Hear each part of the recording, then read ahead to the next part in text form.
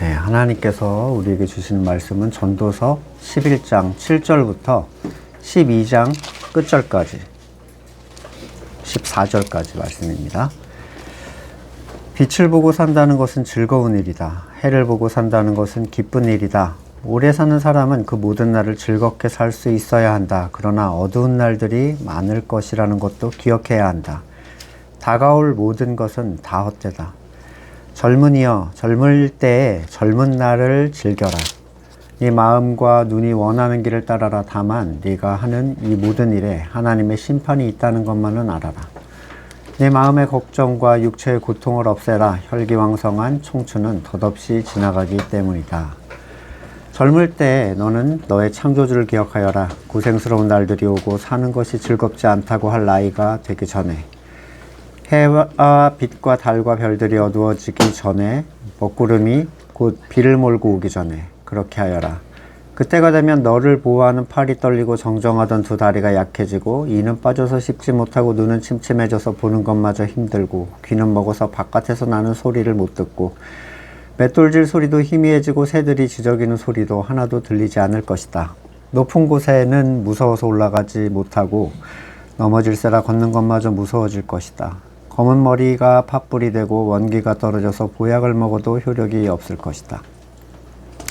사람이 영원히 쉴 곳으로 가는 날 길거리 조객들이 오간다. 은사슬이 끊어지고 금그릇이 부서지고 샘에서 물뜨는 물동이가 깨지고 우물에서 도르래가 부서지기 전에 내 창조주를 기억하여라. 육체가 원래 왔던 흙으로 돌아가고 숨이 그것을 주신 하나님께로 돌아가기 전에 네 창조주를 기억하여라. 전도자가 말한다. 헛되고 헛되다. 모든 것이 헛되다. 전도자는 지혜로운 사람이기에 백성에게 자기가 아는 지식을 가르쳤다. 그는 많은 잠언을 찾아내서 연구하고 정리하였다. 전도자는 기쁨을 주는 말을 찾으려고 힘썼으며 참되게 사는 길을 가르치는 말을 찾으면 그것을 바르게 적어 놓았다. 지혜로운 사람의 말은 찌르는 채찍 같고 수집된 잠언은 잘 박힌 목과 같다. 이 모든 것은 모두 한 목자가 준 것이다. 한마디만 더하마 나의 아이들아 조심하여라. 책은 아무리 읽어도 끝이 없고 공부하는 것은 몸을 피곤하게 한다. 할 말은 다 하였다. 결론은 이것이다. 하나님을 두려워하여라. 그분이 주신 계명을 지켜라. 이것이 바로 사람이 해야 할 의무다. 하나님은 모든 행위를 심판하신다. 선한 것이든 악한 것이든 모든 은밀한 일을 다 심판하신다. 아멘. 이제 전도자가 쓴 전도서의 결론을 향해서 달려가고 있습니다. 7절부터 영적인 삶에 대해 어떠한 선택을 할 수 있는 그 살아있는 존재에게 그가 가진 지혜의 마지막 권면을 하고 있어요. 전도자는 서두에서 사는 것이 즐거운 거라고 말하지 않았죠. 전도서 서두에서 모든 것이 가치가 없고 모든 것이 헛되다 이렇게 말했습니다. 근데 왜 갑자기 빛을 보고 사는 것이 즐겁다라고 얘기를 하는가? 이 즐거움은 아무나 가질 수 없는 즐거움을 얘기를 해요. 그가 말하는 이 즐거움은 그의 마지막 경고인 하나님께서 모든 것을 심판하신다는 걸 알고 뭔가 다른 선택을 할 수 있는 존재들만 누릴 수 있는 즐거움이에요. 본문이 말하는 빛은 단순히 혼적으로 살아있음을 말하거나 또는 모든 이의 삶에서 발생할 수 있는 어떤 좋은 날을 의미하는 게 아닙니다. 단지 그 자체로 즐거울 수가 있다면 모든 것이 헛되다고 얘기할 수가 없겠죠. 전도자가 말하는 빛은 하나님의 창조 질서인 그리스도를 얘기를 해요. 요한복음 1장 9절 참빛이 있었다. 그 빛이 세상에 와서 모든 사람을 비추고 있다. 그러나 거의 대부분 사람들은 그 빛을 보지를 못했고요. 오히려 그 빛을 피했습니다. 요한복음 3장 19절에 심판을 받았다고 하는 것은 빛이 세상에 들어왔지만 사람들이 자기들의 행위가 악함으로 빛보다 어둠을 더 좋아하였다는 것을 뜻한다. 전도서 본문에서 말하는 빛이 즐거움을 줄 수 있는 사람들, 이 사람들은 오직 하나님의 택하심을 받은 사람들이에요. 그 사람들만이 그리스도를 보고 즐거워합니다. 그 빛을 통해서 그리고 하나님의 질서 안으로 들어오게 돼요. 고린도후서 4장 6절 어둠 속에 빛이 비쳐라 하고 말씀하신 하나님께서 우리 마음속을 비추셔서 예수 그리스도의 얼굴에 나타난 하나님의 영광을 아는 지식의 빛을 우리에게 주셨습니다.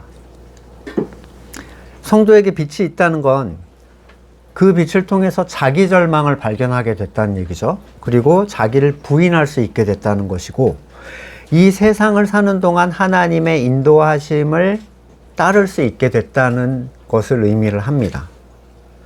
에베소서 5장 13절에 빛이 폭로하면 모든 것이 드러납니다. 이렇게 얘기를 해요. 그래서 예수님께서는 이 빛을 살펴야 하는 이유에 대해서 설명을 해주세요. 누가복음 11장 33절에 아무도 등불을 켜서 움속 또는 아래에 놓지 않고 등경 위에 놓아서 들어오는 사람들이 그 빛을 보게 한다. 네 눈은 몸의 등불이다. 눈이 성하면 온몸도 밝을 것이요 눈이 성하지 못하면 온몸도 어두울 것이다. 그러므로 네 속에 있는 빛이 어둡지 않은지 살펴봐라. 네 온몸이 밝아서 어두운 부분이 하나도 없으면 마치 등불이 그 빛으로 너를 환하게 비출 때와 같이 네 온몸은 온전히 밝을 것이다. 성도가 자기에게 주어진 빛을 살피는 것, 살필 수 있다면 그는 점점 밝아지게 됩니다. 날마다 자기를 부인하겠죠. 빛이 계속 보여주니까요. 더러운 부분을. 계속 낮은 곳을 향하여 그리스도가 계신 방향으로 그는 나갈 수밖에 없어요. 그러나 빛이 어두워진 자들은 그 길을 잃은 사람들이고 본향으로 가는 길을 잃은 사람들이 됩니다. 로마서 3장 18절에 그들의 눈에는 하나님을 두려워하는 빛이 없다 이렇게 얘기를 해요. 하나님을 두려워한다는 건 그냥 누군가 기본 가지고 있는 특별한 가치관을 얘기하는 게 아닙니다. 오히려 그리스도의 빛을 그의 눈이 보고 있을 때 자연스럽게 드러나게 되는 현상이에요. 하나님을 경외하게 되는 것. 이 말은 그 빛을 잃을 수도 있다라는 얘기예요. 그래서 계속 살피라고 했죠, 예수님은. 요한복음 11장 10절. 그러나 밤에 걸어 다니면 빛이 그 사람 안에 없으므로 걸려서 넘어진다. 오늘 본문 8절 보시면 그 빛을 보게 된 사람들은 많은 날을 살더라도 그 기쁨을 누릴 수 있어야 한다라고 얘기를 합니다. 그래서 고린도후서 6장에 보시면 계속 그 얘기를 하죠. 근심하는 사람 같으나 기뻐하고 가난한 사람 같으나 많은 사람을 부유하게 하고 아무것도 가지지 않는 사람 같으나 모든 것을 가진 사람입니다. 성도의 기쁨의 근원은 세상에 속한 상황에 있는 게 아니기 때문에 그들이 살아있는 동안 그 기쁨, 그러니까 빛을 통한 기쁨을 누릴 수가 있어요. 그러나 어두운 날들을 기억하라. 그게 많다라고 얘기를 했는데 이게 무슨 말입니까? 인생 사는 희노애락으로 가득 차 있으니 나쁜 일도 너네한테는 생길 거야. 그러니까 마음의 준비를 해. 이런 얘기인가요? 세상도 그런 얘기는 합니다. 그죠? 세상에도 똑같이 일어나는 일이잖아요.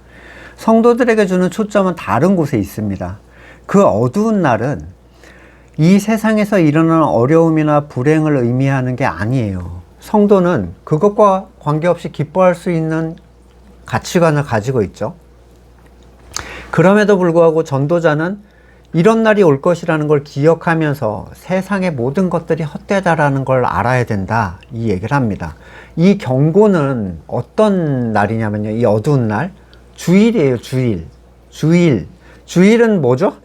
주님의 날이라고 우리가 하면서 지키잖아요. 예, 헛되게 여겼던 특별히 모이는 그 지키는 날이 아닙니다. 주일은 우리가 지킬 수 있는 날이 아니에요. 하나님의 심판의 날을 주일이라고 해요. 성경은. 자, 요엘서 2장 2절. 그날은 캄캄하고 어두운 날, 먹구름과 어두움에 뒤덮이는 날, 셀 수 없이 많고 강한 메뚜기 군대가 온다. 마치 어둠이 산등성이를 넘어오듯 새까맣게 다가온다. 까마득한 옛날까지 거슬러 가보아도 이런 일은 없었다. 앞으로 1000만대에 이르기까지도 다시는 이런 일은 없을 것이다. 스바냐 1장 15절. 그날은 주님께서 분노하시는 날이다. 환난과 고통을 겪는 날, 무너지고 부서지는 날, 캄캄하고 어두운 날, 먹구름과 어두움이 뒤덮이는 날이다. 아모스서 5장 20절 주님의 날은 어둡고 빛이라고는 없다. 캄캄해서 한 줄기 불빛도 없다. 스바냐 1장 14절 주님께서 심판하실 그 무서운 날이 다가온다. 득달같이 다가온다. 들어라. 주님의 날에 부르짖는 저 비탄의 소리, 용사가 기운을 잃고 부르짖는 저 절규. 이사야 13장 9절 주님의 날이 온다. 주님의 날은요 너무 무서운 날이에요. 뭐 지키고 말고 기뻐해야 되는 그런 날이 아닙니다. 주님의 날이 온다. 무자비한 날, 진노와 맹렬한 분노의 날, 땅을 황폐하게 하고 그 땅에서 죄인들을 멸절시키는 주님의 날이 온다. 자, 성도가 세상에 태어나서 그리스도의 빛을 바라보고 하나님의 창조 질서 안에 들어가 그분의 채우심으로 사는 것은 기쁘고 행복한 일이고 말 그대로 항상 기뻐할 수 있는 가치예요. 그럼에도 불구하고 성도들은 이 어두운 날이 올 것이라는 것을 기억하고 있어야 됩니다. 그 깨어있음, 그를 헛된 모든 가치로부터 그를 지켜줄 것이기 때문이에요.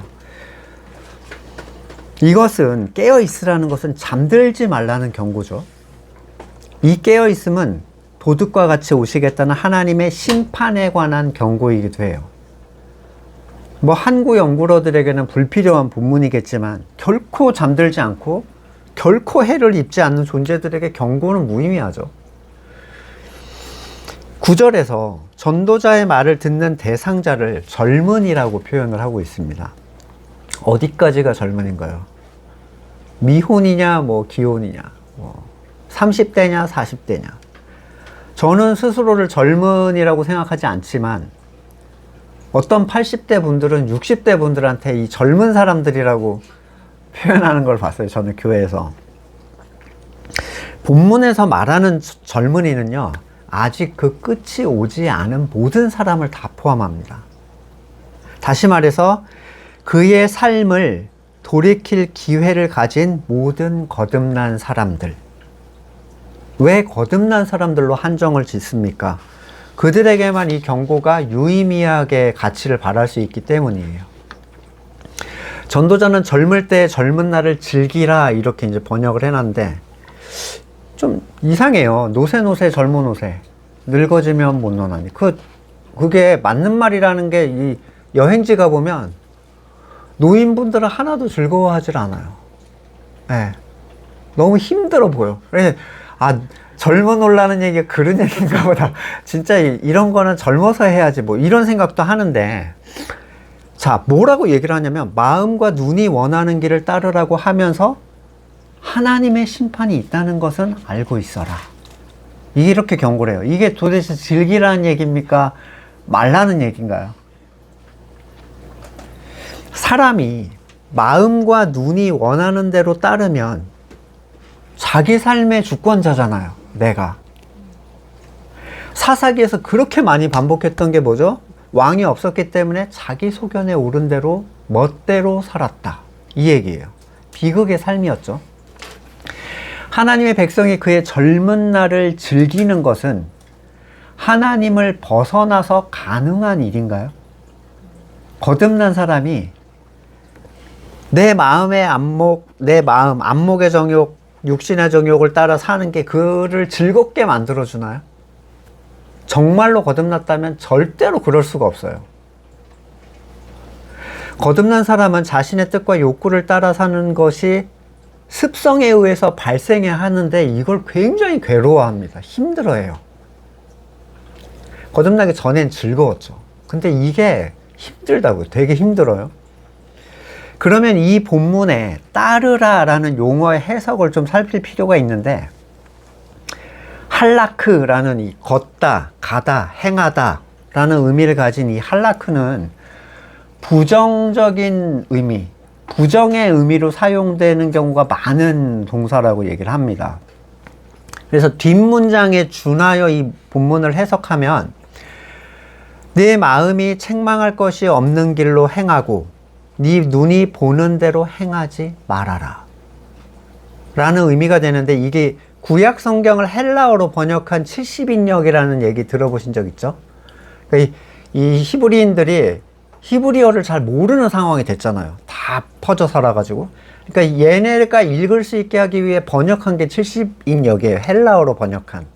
그 번역본에서는 전혀 다르게 이렇게 해석을 한다는 거예요. 네 마음이 책망할 것이 없는 길로 행하고 네 눈이 보는 대로 행하지 말아라. 이와 비슷한 본문이 신약에도 있죠. 로마서 14장 22절. 그대가 지니고 있는 신념을 하나님 앞에서 스스로 간직하십시오. 자기가 옳다고 생각하는 일을 하면서 자기를 정죄하지 않는 사람이 복이 있습니다. 따라서 네 마음대로 사는데 나중에 대가를 치를 줄이나 알아라, 이 얘기가 아니라 네 마음대로 살지 말고 하나님의 심판을 기억하고 살아라 라는 의미로 보는 게 더 자연스러워요. 이것은 신약적 관점에서도 같은 의미를 갖는데, 신약은 마음대로 사는 삶의 절망성을 굉장히 여러 군데서 얘기를 합니다. 에베소서 2장 3절. 우리도 전에는 그들 가운데서 육신의 정욕대로 살고 육신과 마음이 원하는 대로 살았으며 나머지 사람들과 마찬가지로 날 때부터 진노의 자식이었습니다. 마음대로 사는 건 진노의 자식의 특징이에요. 내가 원하는 대로 사는 존재들. 자, 로마서 2장 6절. 하나님께서 각 사람에게 그가 한 대로 갚아주실 것입니다. 참으면서 라는 전제를 갈고, 선한 일을 하여 영광과 존귀와 불면의 것을 구하는 사람에게는 영원한 생명을 주시고, 이기심에 사로잡혀서 지가 하고 싶은 대로만 하는, 진리를 거스르고 불의를 따르는 사람에게 진노와 분노를 쏟으실 것입니다. 한쪽은 원하는 대로 살지만 한쪽은 제어하면서 살아요. 그 원함을 제어하면서 살죠. 둘의 결과는 다릅니다. 요한일서 2장 16절. 세상에 있는 모든 것 곧 육체의 욕망, 눈의 욕망, 아까 보이는 대로 막 하면서 살아라, 그 얘기는 말이 안 되는 얘기라는 거예요. 세상의 살림에 대한 자랑은 모두 하늘 아버지에게서 온 것이 아니라 세상에게서 온 것이기 때문입니다. 이 세상도 사라지고 세상의 욕망도 사라지지만 하나님의 뜻을 행하는 사람은 영원히 남습니다. 이런 복음적 관점에서 본다면 전도자의 권면은 당연히 원하는 대로 살다가 심판을 받으라, 이 얘기가 아닌 거예요. 네, 오히려 원하는 대로 살아서는 안 된다라는 얘기죠. 특히 심판의 의미에는 징계뿐만 아니라 상급의 의미가 내포가 돼 있어요. 그러니까 일종의 결산, 정산의 의미예요. 심판은 잘못한 애만 두드러 패는 게 심판이 아니라 다 까서 정산 한번 해보자, 이거예요. 성도의 삶이라는 건 벌 받을까 두려워하는 우울한 삶이 아니라 영원한 상급의 가치를 기대하면서 달려가는 삶입니다. 빌립보서 3장 12절. 나는 이것을 이미 얻은 것도 아니며 목표점에 다른 것도 아닙니다. 그리스도께서 나를 사로잡으셨으므로 나는 그것을 붙들려고 쫓아가고 있습니다. 형제자매 여러분, 나는 아직 그걸 붙들었다고 생각하지 않습니다. 내가 하는 일은 오직 한 가지. 뒤에 있는 것은 잊어버리고 앞에 있는 것을 향하여 몸을 내밀면서 예수 그리스도 안에서 하나님께서 위로 부르신 그 부르심의 상을 받으려고 목표점을 바라보고 달려가고 있습니다. 본문 10절에 오늘 본문 10절에 근심으로 번역한 이 히브리어 카스라는 히브리어는요, 슬픔, 분노, 근심 이런 의미가 다 포함이 돼 있어요. 근데 슬픔, 근심, 분노는 대표적인 자기 주권의 결과물이에요. 우리는 드러나는 이런 부정적 감정을 통해서 내가 주인된 삶의 영역을 감지할 수가 있습니다. 왜 분노하는가? 내 뜻이 거절당하니까요. 왜 슬픈가? 내 뜻이 이루어지지 않으니까. 왜 근심합니까? 내 뜻대로 될 것 같지 않으니까. 모든 것은 내가 이 주권을 포기하지 않았기 때문에 발생하는 감정이에요. 하나님의 동산, 에덴, 하나님께서 만족해 하시는 존재들이 있었죠. 거기에서 분노라는 건 존재할 수가 없습니다. 아담과 하와가 부부싸움을 했겠는가? 서로가 서로에게 만족을 줄 거면 했겠죠. 근데 만족이 다른 데로부터 계속 오는 거예요. 슬픔도 근심도 있을 수가 없어요. 채우시는 분이 창조주기 때문에. 온전한 신적 만족 안에서 그런 감정은 발생할 수가 없습니다. 그건 주권자, 신의 능력을 가져간 자들에게 발생하는 특징이에요. 전도자는 몸에서 악을 멀리할 것을 또 경고하는데 같은 의미예요. 악의 근원은 하나님의 주권을 가져간 그 자체라고 성경은 얘기를 했죠. 이건 착하게 사는 문제와 다릅니다. 자기 주권에 따라 희생적으로 살 수 있고요. 자기 주권에 따라 성실하게 살 수도 있고, 자기 주권에 따라 종교행위를 엄청 열심히 할 수도 있어요. 그러나 그건 네가 너 스스로를 채우라고 말한 사탄의 유혹의 시작점일 뿐입니다. 하나님 앞에서 그런 건 인정받을 수가 없어요. 인생은 한순간이죠. 저는 TV가 없어서 배우들을 잘 못 보는데 가끔 이렇게 다른 집에 가면 정말 오랜만에 본 배우가 나타나는데 얼마나 그 사이에 늙었는지 몰라요. 좀 깜짝깜짝 놀래요. 저 사람 엄청 늙었네. 나 늙은 건 잘 안 보이는데 그 사람 늙은 건 엄청 보이더라고요. 젊음이 한순간이라는 말은 젊을 때는 경고가 되기가 어렵습니다. 아무리 여기 젊은이한테 금방 간다 해도 잘 몰라요. 내가 힘이 지금 넘치고 있는데 그게 언젠간 그렇게 되겠지 좀 안이하게 생각하겠죠. 뭐 너도 늙어봐라 이런 거 소용없습니다. 그런 얘기 해봤자. 근데 전도자는 늙어가는 과정 중에 있는 노인의 어려움을 굉장히 자세하게 설명을 해요. 이거 새벽 기도 때 이거 하면 할머니들이 얼마나 그냥 막 공감에 공감 100배 공감을 맨날 하시는데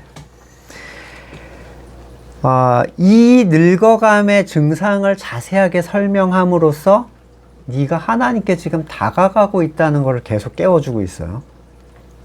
여기서 깨어있음의 핵심은 창조주를 기억하는 것이에요. 1절, 6절, 7절에서 창조주를 기억해라 이 얘기를 계속 반복하거든요.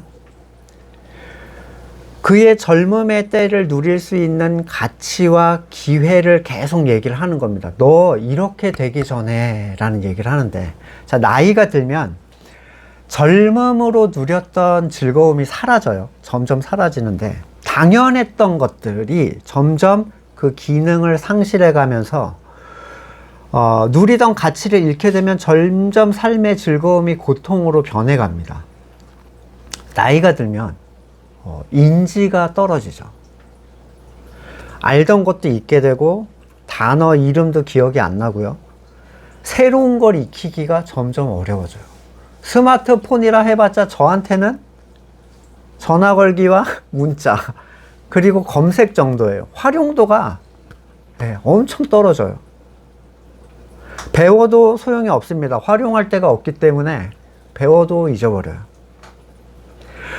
이전에는 어디 가서든지 내가 다 물어서 할 수 있어 라고 생각을 했던 부분에 자신감들이 약해지고 어둠 속에 던져진 것처럼 점점 힘들어지는 거예요. 그의 삶의 전 영역에서 빛이 점점 어두워집니다. 두려움이 발생해요. 아유, 힘든데? 계속 이런 생각이 들죠. 2절에 비 뒤에 구름이 오는 모습이라고 얘기를 하는데 이미 어려움이 왔잖아요, 비. 근데 또 몰려와. 한번 지나가면 해가 쨍 떠야 되는데 어려움이 오고 또 어려움들이 몰려오기 시작하는 거예요. 몸과 마음이 약해지고요. 주변인들이 세상을 떠나가는 일들이 있어요. 저는 그 주변인들의 죽음을 통해서 굉장히 두려워하는 분을 본 적이 있어요. 자기 친구가 이제 동년배가 죽으면 내 차례도 이제 오겠지 이런 생각이 드는 거예요. 잠을 못 주무시더라고요. 엊그제 로미오와 줄리엣의 올리비아 하세가 죽었더라고요. 73세인가? 주변에 나이대를 가지신 분들은 아마 느낌이 굉장히 다르실 거예요. 또 집을 지키는 자와 힘 있는 자들의 이 힘 있는 자들이라는 거는 신체의 팔다리를 의미를 합니다. 사람의 근육은 30대부터 이미 노화가 시작돼요. 줄어들기 시작하고요. 근육이 점점 빠지면서 80대쯤 되면 뭘 지키기는커녕 거동조차 힘든 나이가 됩니다. 맷돌질하는 자들의 줄어듦, 이가 빠져서 씹는 소리가 줄어드는 거죠. 창들로 내어보는 자의 눈, 이건 눈이 어두워지는 거를 얘기를 해요. 눈이 노화가 되게 빨리 시작된다고 얘기를 하는데 한 40대부터 벌써 노안이라는 게 시작된대요. 저도 이제 안경을 2개를 써요. 멀리 보는 거 하나, 가까이 보는 거 하나. 자, 4절에 문들이 닫히고 맷돌 소리가 낮아짐은 치아를 상실하고 점점 식욕을 잃어서 입이 닫혀가는 상태. 새소리에 일어나는 건 깊은 잠을 자질 못해. 잠이 점점 짧아져요. 할머니들 새벽기도 많이 오시는데요. 4시, 3시부터 일어나서 준비하신대요. 갈 준비. 아름다운 노래소리를 듣는 청력을 상실하게 됩니다. 점점. 저희 아버지는 화음이 안 들리신다고 되게 마음 아파하시더라고요. 음악을 들을 수 없어요. 겨우 뭐라고 하는지 겨우 듣는 거죠. 시각, 청각, 미각의 약화는 결국 사회적 고립으로 그를 몰아가죠. 높은 곳을 두려워함, 낙상에 대한 두려움, 그걸 장담할 수 없는 자신의 약한 근력, 연약함, 뼈의 연약함, 둔함. 또 개역개정에서는 살구나무의 꽃이 핌이라고 했는데 여기는 뭐 검은 머리가 팥뿌리가 되고 이렇게 의역을 해놨어요. 근데 머리가 하얗게 새는 거. 메뚜기도 짐이 될 정도의 나약함. 메뚜기가 붙었는데 무거운 거야. 웃을 일이 아니라 저희 어머니는 핸드폰, 열쇠 이런 거를 엄청 무거워하세요. 그래서 나갈 때 안 들고 가십니다. 그걸. 무겁다고. 욕망도 사라지는데 여기서는 이제 성욕, 번식에 대한 모든 욕망이 사라지는 거죠. 몇 개나 적용이 되시나요? 저는 꽤 많은 부분에서 지금 벌써 적용이 들어갔어요. 그리고 그가 영원한 집으로 돌아간다는 것은 영적 가치의 의미가 아니라 매장되어 흙으로 왔으니 흙으로 돌아가게 된다라는 뜻을 얘기합니다. 애곡하는 사람들이 조문객의 그 방문을 의미를 하죠. 자, 6절에서 은줄의 금그릇 이 얘기를 하는데, 은줄은 인간이 육신을 지탱할 수 있는 생명의 공급줄을 얘기를 하고요. 금그릇은 그에 의해서 유지되는 인간의 육체라고 얘기를 합니다. 우물에서 물을 끌어올리는 바퀴, 도르래에 깨어짐은 심장의 멈춤, 죽음을 의미해요. 그리고 몸은 흙으로, 영은 하나님께로 돌아갑니다. 결국 최종적 죽음 단계는 갑자기 일어나는 게 아니라 사실 서서히 진행되고 있다는 거예요. 서서히. 엄밀하게 말하면 사람은 태어나면서부터 죽어가고 있는 거예요. 죽음의 징조가 없이 갑자기 죽는 것, 이건 두려움이나 고통을 최소화하는 부분이 된다고 생각을 했기 때문에 저는 빨리 죽으면 좋겠는데 이런 생각을 했거든요. 왜냐면 오랜 병에 고통당하는 사람들을 보면 빨리 죽는 게 좋겠는데 이런 생각을 하다가도 죽음을 담대히 대할 만큼 준비된 자였는가를 생각하면 또 그게 그렇게 좋은 것 같지는 않고, 뭐가 좋다라고 얘기를 못 하겠더라고요, 이제는. 빨리 가는 게, 갑자기 확 가는 게 좋으냐, 아니면 오랜 시간 아프면서 가는 게 좋으냐.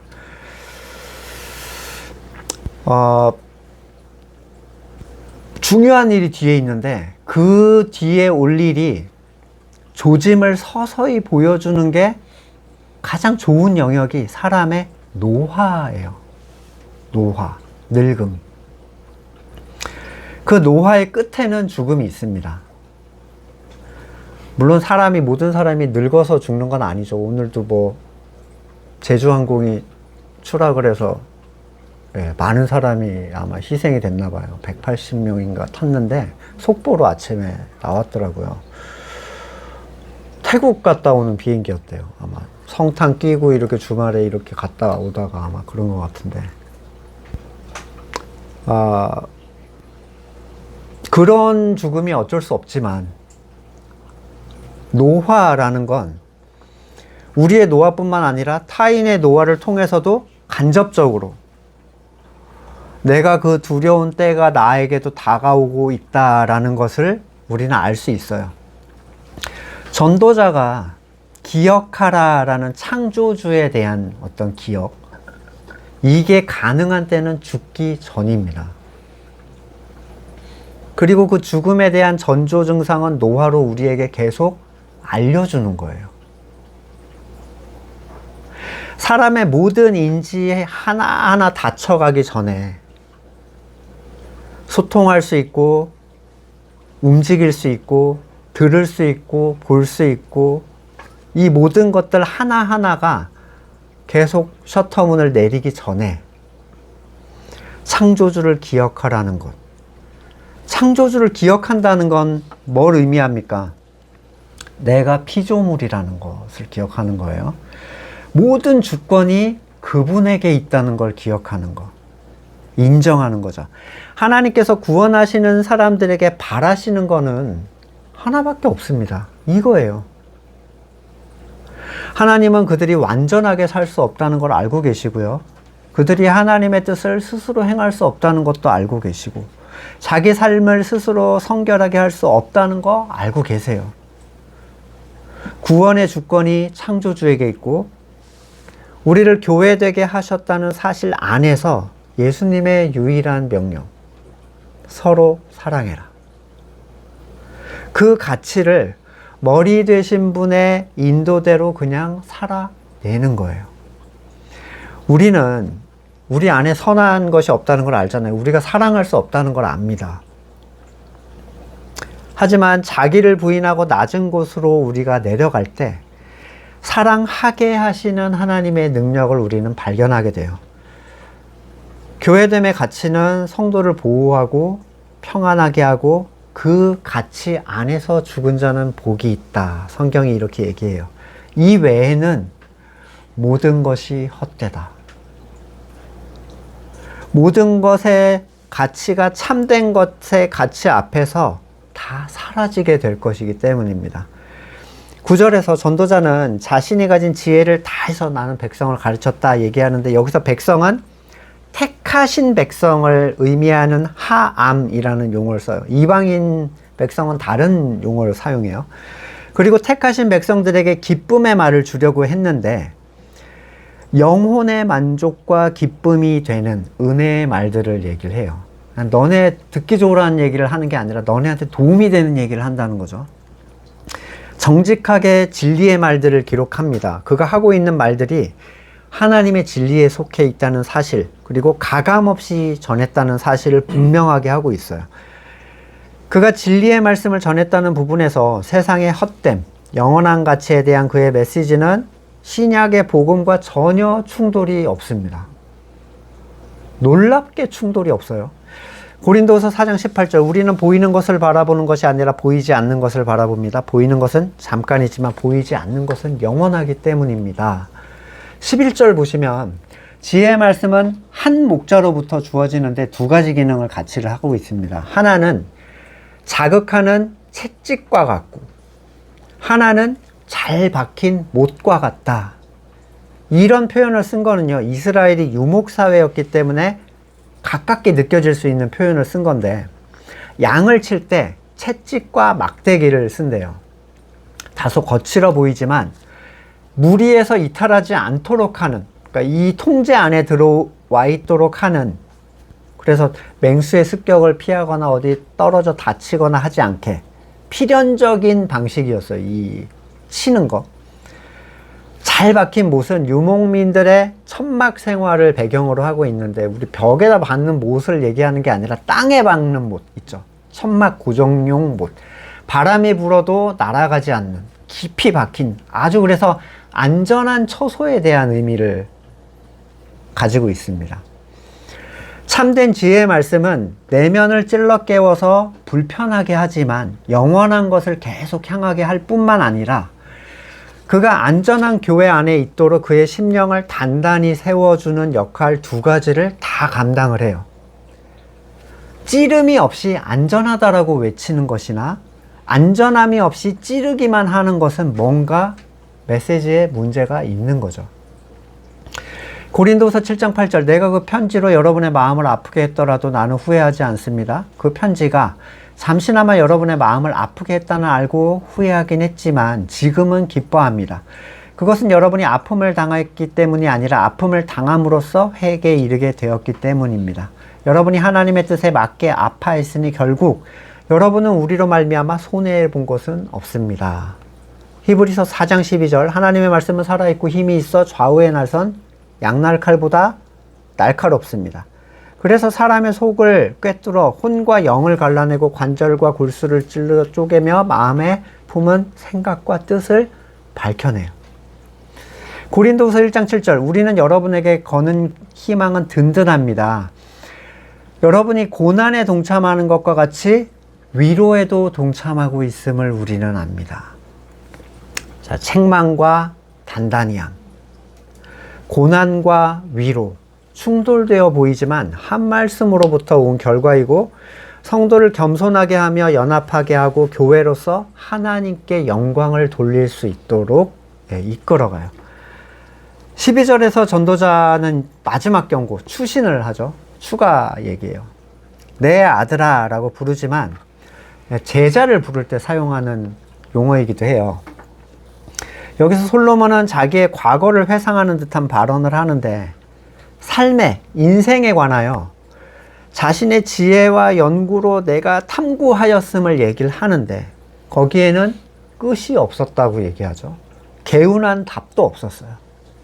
그로 인해 자기가 많이 힘들었습니다. 자기가 시험해본 게 되게 많잖아요, 이 사람이. 이것도 해보고 저것도 해보고 했는데 너무 힘든 거야. 그 결론은 하나예요. 하나님을 경외해라. 우리가 아는 결론, 그거랑 똑같은 결론을 가지고 있죠. 영원한 가치라 하더라도 자기 힘으로 노력하고 연구해서 결론 낼 수 없다라는 헛됨을 얘기를 합니다. 실제로 신학을 하고 수많은 논문을 써도 죄가 뭔지를 모르는 사람을 보는 게 전혀 찾아보는 게 어렵지가 않아요. 교수들을 보면 제가 신대원에 있을 때 전에 말씀드렸지만 학교에서 신약학을 가르쳤던 교수가 이분이 서울대 나오고요. 학부 신학 박사도 했고요. 다 했어요. 근데 얼마 전에 정광훈 목사의 성경 해석이 탁월하다라는 미묘한, 이 사람 왜 이러지라는 얘기를 하더니 최근에는 윤석열은 예수 그리스도에 준하는 인물이라는 말도 안 돼. 이 사람 완전히 갔구나. 그 생각이 들더라고요. 머리로 배운 신학의 무익함을 보여주는 대표적인 인물 중에 하나예요. 참된 성도는 머리로 신학을 한 사람의 허망함이 뭔지를 알 수 있습니다. 금방. 이 사람이 뭘 알고 뭘 모르는지를 조금만 얘기해보면 알 수 있어요. 성도가 하나님을 알게 되는 건 하나님을 통해서예요. 사람의 지식과 나의 그 배움에 대한 열망을 통해서 하나님을 알 수 있는 게 아닙니다. 하나님을 알고 싶다고 신학을 하려는 사람들은 제발 멈춰야 돼요. 교회된 자들은 그 안에서, 교회 안에서 그리스도를 통하여 하나님을 알게 해놓으셨어요. 그러니 교회됨의 가치를 귀히 여기고 그 안에 머물러 계시면 됩니다. 전도자의 결론은 이거예요. 세상의 모든 것은 헛되고 택하신 사람들은 그 헛된 세상 안에서 유일한 가치를 찾을 수 있는데 13절, 하나님을 경외하고 그의 명령을 지키는 것. 내가 하고 싶은 건 이 얘기다. 이렇게 얘기를 합니다. 이게 모든 사람의 본분이래요. 모든 사람의 본분이라는 건 지금 전 인류를 얘기하는 게 아니라 하나님이 사람으로 만드신 존재 있죠. 하나님의 영을 주셔서 사람으로 만든 그 존재의 목적이라는 거예요. 하나님을 경외하고 그분의 명령을 따르는 거. 첫 인간 창조의 목적이라는 거죠. 하나님의 명령을 지키는 것은 구약에서 실패한 그런 율법적 수행을 얘기하는 게 아닙니다. 그러니까 이제부터 지켜야 되겠다 이러는 게 아니에요. 그 누구도 거기에 성공하지 못했어요. 하나님의 명령을 지킨다는 의미는 그분의 창조주 되심을 인정하고 자기의 무능과 연약함을 고백하는 자에게 머리 대신 그리스도께서 채워주시는 힘으로 그런 자들을 사랑하는 일이에요. 이건 우리가 의도할 수가 없어요. 하나님은 모든 행위를 심판하신다. 자, 모든 선과 악, 그리고 그 안에 숨겨진 의도. 이게 이제 무서운 거죠. 행위의 문제가 아니라 네가 왜 그랬는지를 나는 볼 거야 라는 얘기인데, 그래서 우리는 하나님 앞에 숨길 수가 없습니다. 히브리서 4장 12절, 아까 마음의 뜻과 생각을 갈라낸다, 하나님의 말씀이. 하나님 앞에서는 아무 피조물도 숨겨진 게 없고 그 모든 것이 눈앞에 벌거숭이로 드러나 있습니다. 우리는 그 앞에 모든 걸 드러내 놓아야 합니다. 마태복음 6장 27절, 인자가 자기 아버지의 영광에 쌓여 천사들을 거느리고 올 때에 그는 각 사람에게 행실대로 갚아줄 것이다, 이렇게 얘기를 하세요. 계시록 22장 12절, 보아라 내가 곧 가겠다. 나는 각 사람에게 그 행위대로 갚아주려고 상을 가지고 간다. 너무 두려워하지 마시고, 갚아준다는 거를 아까 말했던 그 벌의 개념으로만 생각하시면 안 된다는 거예요.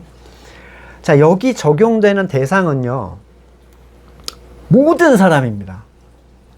그러니까 당연히 거듭난 사람이 포함이 된다는 건데, 거듭난 성도도 하나님의 심판의 자리에 서겠죠.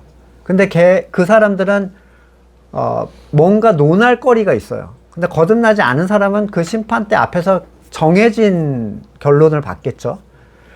자, 로마서 14장 10절, 근데 어찌하여 그대는 형제나 자매를 비판합니까? 우리는 모두 다 하나님의 심판대 앞에 서게 될 것입니다. 이 성도한테 하는 얘기죠. 고린도후서 5장 10절, 우리는 모두 그리스도의 심판대 앞에 나타나야 합니다. 그리하여 각 사람은 선한 일이든 악한 일이든 몸으로 행한 모든 일을 따라 마땅한 보응을 받아야 합니다. 이 보응은 그가 몸으로 한 행동에 근거하는데, 특정 행위를 했냐, 선행을 했냐, 종교 행위나 고행을 했냐, 이 문제가 아니라 그리스도 안에 머물러 있었느냐가 굉장히 중요한 부분이에요. 자, 로마서 14장 23절에 의심하며 먹는 사람은 단죄를 받은 것입니다. 믿음에서 근거해서 한 것이 아니기 때문입니다. 믿음에 근거하지 않은 것은 다 죄입니다. 자, 하나님 앞에 섰을 때 그가 그리스도와 분리된 채로 있었는가, 교회로서 있었는가, 이게 매우 중요한 기준이 되는데, 이건 비단 종말적 예수 그리스도의 재림뿐만 아니라 성도의 개인 혼적 죽음 앞에서 그 기준이 돼요. 그가 교회로서 삶을 마감했다면 걱정할 이유가 없어요. 나 교회로서 내가 막 거룩하게 살지 못했는데, 이건 중요하지 않아요. 아무리 거룩하게 살아도 하나님의 앞에서는 잘한 애나 못한 애나 차이가 없어요. 그걸로 여러분을 덮으려고 하시면 안 돼요. 성도가 주님 안에서 죽었다는 것은 그가 교회된 자로서 삶을 마쳤다는 얘기예요. 그리고 그가 교회로서 행한 믿음의 일들이 그를 따라다닐 것이기 때문에 그는 참된 안식으로 들어가게 됩니다. 인생은 매우 짧고 세상이 가치가 있다고 여기는 것들은 매우 헛되다, 이렇게 전하고 있는 전도자. 그의 숨이 붙어 있는 동안 창조주를 기억하는 삶처럼 가치 있는 삶은 없다는 이 솔로몬의 고백이 우리 모든 삶에 그대로 녹아들기를 간절히 소망합니다. 말씀을 놓고 같이 잠깐 기도하시겠습니다. 하나님 앞에 서기 전에 하나님을 기억하는 것, 그리고 예수 그리스도를 한 교회 지체로서 그분을 바라볼 수 있다면 그것처럼 귀한 게 없겠죠. 누구든 하나님 앞에는 서야 됩니다. 언제인지 모르지만, 그 때를 알 수 없지만 우리가 항상 교회로서 하나님 앞에 설 수 있기를 간구하면서 약간 기도하시고 제가 기도하고 마치겠습니다. 우리 인간의 연약함을 하나님 앞에 고백합니다. 한순간 뒤를 알 수 없고 아무것도 내 선을 이룰 수 없는 존재들임을 고백합니다. 모든 일과 때의 주관자 되시는 창조주를 기억하게 하시고 교회된 자로서 마지막 날을 맞이할 수 있도록 우리에게 은혜를 베풀어 주시옵소서.